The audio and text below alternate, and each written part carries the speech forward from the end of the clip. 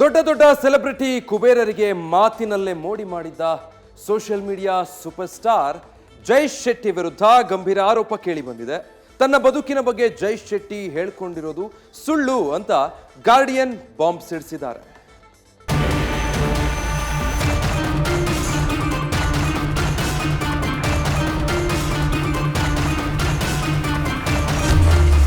ಜನಪ್ರಿಯ ಲೈಫ್ ಕೋಚರ್, ಲೇಖಕ ಹಾಗೂ ಹೆಸರಾಂತ podcast host, social media superstar Jay Shetty ಈಗ ತಮ್ಮ ಸ್ಫೂರ್ತಿದಾಯಕ ಮಾತುಗಳಿಂದ ವಿವಾದಗಳಿಗೆ ಆಹಾರವಾಗಿದ್ದಾರೆ. ಹೆಸರಾಂತ ಲೇಖಕ ಜೈ ಶೆಟ್ಟಿ ಸುತ್ತ ಗಂಭೀರ ಆರೋಪ ಸುರಳಿ ಸುತ್ತಿಕೊಂಡಿದೆ. ಯೋಗಿ ಜೈ ಶೆಟ್ಟಿ ಸುಳ್ಳಿನ ಪುರಾಣ ಬಯಲಾಯಿತ. ದೊಡ್ಡ ದೊಡ್ಡ ಸೆಲೆಬ್ರಿಟಿಗಳಿಗೆ ನಾಮ ಹಾಕಿದ್ನ ಯೋಗಿ.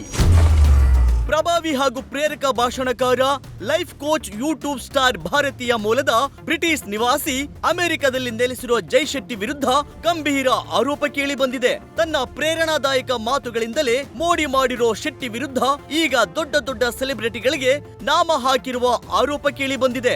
ಜೈ ಶೆಟ್ಟಿ ಹೇಳಿಕೊಂಡಿರೋ ಪ್ರಕಾರ ತಮ್ಮ 21ನೇ ವಯಸ್ಸಿನಲ್ಲೇ ಭಾರತಕ್ಕೆ ಬಂದು 3 ವರ್ಷಗಳ ಕಾಲ ಬಾಬಾಗಳ ಸಂಪರ್ಕದಲ್ಲಿದ್ದರಂತೆ.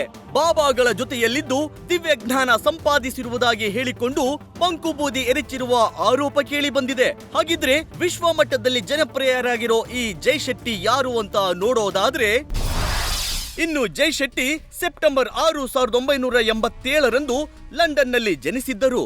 ತಾಯಿ ಗುಜರಾತ್ ಮೂಲದವರು, ತಂದೆ ಮಂಗಳೂರು ಮೂಲದವರು.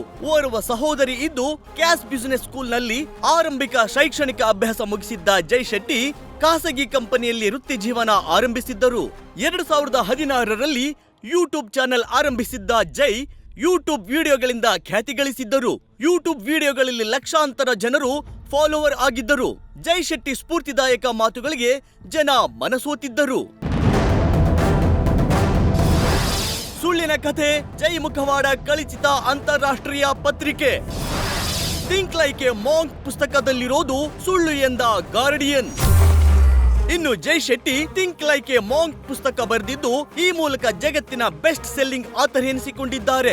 ಜೈ ಶೆಟ್ಟಿ ತಮ್ಮ ಬದುಕಿನ ಬಗ್ಗೆ ಹೇಳಿರೋ ಅನೇಕ ಸಂಗತಿಗಳು ಸುಳ್ಳು ಅಂತ ಆರೋಪ ಕೇಳಿ ಬಂದಿದೆ. ತಮ್ಮ ಬೆಳವಣಿಗೆಗಾಗಿ ಪಾಪ್ಯುಲರ್ ಆಗೋದಕ್ಕೆ ಸುಳ್ಳುಗಳನ್ನ ಹೇಳಿದ್ದಾರೆ ಅಂತ ಗಾರ್ಡಿಯನ್ ವರದಿ ಮಾಡಿದೆ. ದಿ ಗಾರ್ಡಿಯನ್ ಪತ್ರಿಕೆಯ ಪತ್ರಕರ್ತರಾದ ಜಾನ್ ಮೆಕ್ಡಾರ್ಮಟ್ ಜೈ ಶೆಟ್ಟಿ ತಾವು ಹೇಳಿಕೊಂಡಷ್ಟು ಪ್ರಭಾವಶಾಲಿಯಲ್ಲ ಅಂತ ಆರೋಪಿಸಿದ್ದಾರೆ. ಶೆಟ್ಟಿಯ ಅನೇಕ ಹೇಳಿಕೆಗಳು ಸತ್ಯವಲ್ಲ ಎಂಬುದಾಗಿ ಜಾನ್ ವಾದಿಸಿದ್ದಾರೆ. ಜೈ ಹಲವಾರು ಸುದ್ದಿ ಮೂಲಗಳಿಂದ ಈ ವಿಷಯಗಳನ್ನ ಕದ್ದಿರುವುದು ಮಾತ್ರವಲ್ಲದೆ ಅದನ್ನು ತಮ್ಮದೆಂದು ಹೇಳಿಕೊಂಡಿದ್ದಾರೆ. ಈ ಬೆನ್ನಲ್ಲೇ ಜೈ ಶೆಟ್ಟಿ ವಿವಾದದ ಕೇಂದ್ರ ಬಿಂದುವಾಗಿದ್ದಾರೆ. ಇನ್ನು ಜೈ ಶೆಟ್ಟಿ 2020ರಲ್ಲಿ ಬಿಡುಗಡೆಯಾಗಿದ್ದ ಥಿಂಕ್ ಲೈಕ್ ಎ ಮಾಂಕ್ ಬಳಿಕ 2023ರಲ್ಲಿ ಜೈ 8 ರೂಲ್ಸ್ ಆಫ್ ಲವ್ ಪುಸ್ತಕವನ್ನ ಬಿಡುಗಡೆ ಮಾಡಿದ್ದರು. ಇನ್ನು ಜಗತ್ತಿನ ಅತ್ಯಂತ ಪ್ರಭಾವಿ ವ್ಯಕ್ತಿಗಳ ಮೊದಲ 100ರ ಲಿಸ್ಟ್ ನಲ್ಲಿ ಬರುವ ಜೈ ಶೆಟ್ಟಿ ಅಮೆರಿಕ ಅಧ್ಯಕ್ಷ ಜೋ ಬೈಡೆನ್ ಸೇರಿ ಮಹಾನ್ ವ್ಯಕ್ತಿಗಳನ್ನ ಸಂದರ್ಶನ ನಡೆಸಿದ್ದಾರೆ. ಈ ಮೂಲಕ ದೊಡ್ಡ ದೊಡ್ಡ ವ್ಯಕ್ತಿಗಳು ಇವರ ಸಂಪರ್ಕದಲ್ಲಿದ್ದಾರೆ. ಅತ್ತ ಪ್ರಧಾನಿ ನರೇಂದ್ರ ಮೋದಿ ಗೌರವಾರ್ಥ ಅಮೆರಿಕದಲ್ಲಿ ನಡೆದ ರಾಜ್ಯ ಔತಣಕೂಟಕ್ಕೂ ಶೆಟ್ಟಿಯನ್ನು ಆಹ್ವಾನಿಸಲಾಗಿತ್ತು. ದಿ ಗಾರ್ಡಿಯನ್ ಆರೋಪಗಳು ನಿಜವಾ ಅನ್ನೋದು ಇನ್ನಷ್ಟೇ ಹೊರಬರಬೇಕಿದೆ. ಜಗದೀಶ್, ನ್ಯೂಸ್ ಫಸ್ಟ್, ನವದೆಹಲಿ. ನ್ಯೂಸ್ ಫಸ್ಟ್ ನಿರ್ಭೀತಿಯಿಂದ ನಿಮ್ಮ ಪರವಾಗಿ.